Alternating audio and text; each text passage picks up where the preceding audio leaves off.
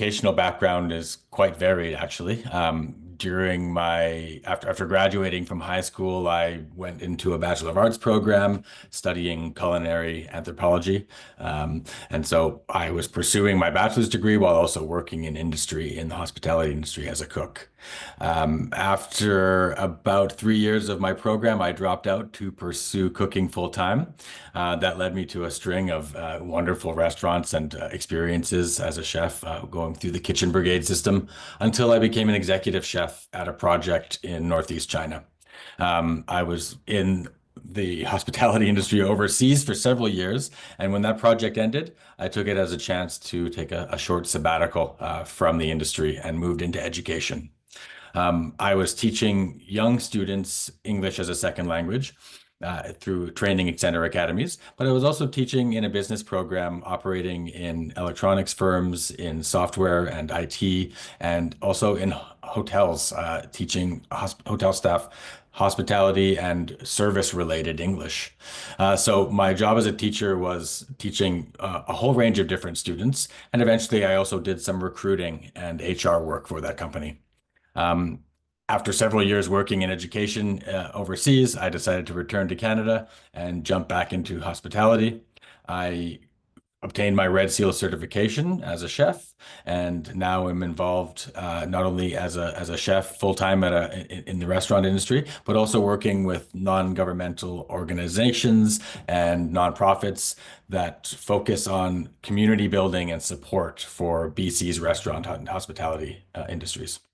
The program that I teach is a professional cook Red Seal test prep program. It's designed for students that are challenging the Red Seal test exam, and that means they're not typically students in a program at a post-secondary institute.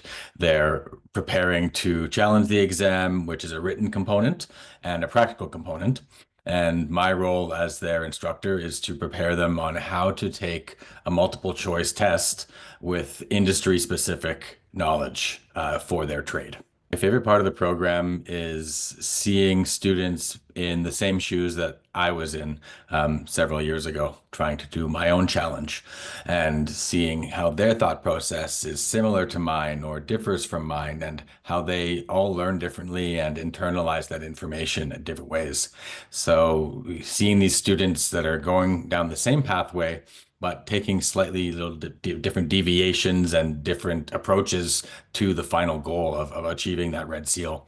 I think that's been my favorite part, is seeing the variety of learners. I wouldn't describe it as hands off, but it's hands near. I present material to my students and I let them internalize it and interpret it themselves. It's presented in a way that's digestible. And so when students have questions about it or need further clarification, that's where I can step in to answer questions.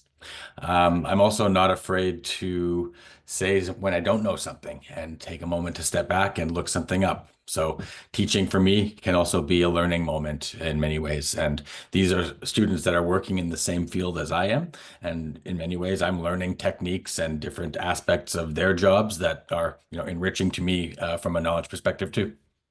Once graduating from this program, you'll have the knowledge that you need to go forth towards your Red Seal practical exam. And then when I did mine, I was able to complete it in the first try, and I attribute the time that I spent as a student at Ashton College in the program myself to being successful in that test. And then, of course, you'll go to your practical exam, and then you'll get your Red Seal, and this will open up so many doors. You won't really need me to explain how many places you can go with a Red Seal in culinary arts, in cooking, but definitely for me, it opened up a lot more opportunities in higher end dining and in catering services, and specifically in management positions. So for me, Red Seal was a lot of knowledge that I already knew, but certification meant that other people then knew I had that knowledge and looked to me for leadership roles in my employment. Some useful and integral skills that people will gain and need in this hospitality industry is adaptability.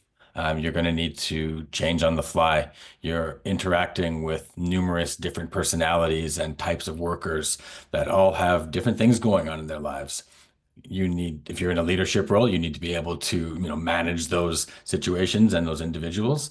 And if you're, in a little bit lower down on the rung, you need to be able to manage your own emotions and skills. And so, emotional regulation is another big part of success in this industry, especially as the industry shifts away from more aggressive style of management towards a more inclusive and understanding and empathetic approach. It's very important to have some tools to regulate your own emotions and the way that you interact with others in the workplace. I think that's a huge part of success and having a good work-life balance in the workplace. So my advice to students that have just completed their program at Ashton is to use the notes that you took during your Ashton classes, because that's the road to success, is taking notes and internalizing that information in your own mind. So I would say the key to success is using those notes that you all took in class. The other thing is, allot time in your schedule. I'm sure it's busy, but smaller amounts of time of studying leading up to your exam are going to make a big difference rather than crunching at the end or trying to fit in all this information at the beginning.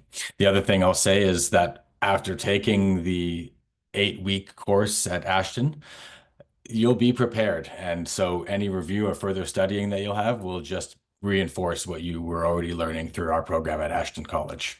The question of why students should continue to progress in the hospitality industry. What future is there for young aspiring chefs? I would say the future is looking quite bright. Although in our everyday news and current events, things may seem quite bleak, they are leading to fantastic things that are happening domestically within our own country. Things that we can look forward to, like the breaking down of trade barriers between provinces, a renewed interest in things that are local and manufactured locally within Canada and domestically, supporting local businesses and local manufacturers and suppliers. These are all things that are going to affect our hospitality industry positively. And although we are going into a time of economic uncertainty, there are things in place and some industries that are more stable than others. And I believe the hospitality and especially cooking is an avenue that people will always need, Red Seal chefs for, whether that's at an institutional level or a fine dining level or anywhere where food is being served. So prospects are looking very nice in the hospitality industry these days, and they get even nicer if you're certified and have some educational background to go with it. I think one of the things that has changed the most in the hospitality industry is the approach to mental health and the importance of that in having a good balance in your work and life. Gone are the days when chefs yell and scream at their cooks.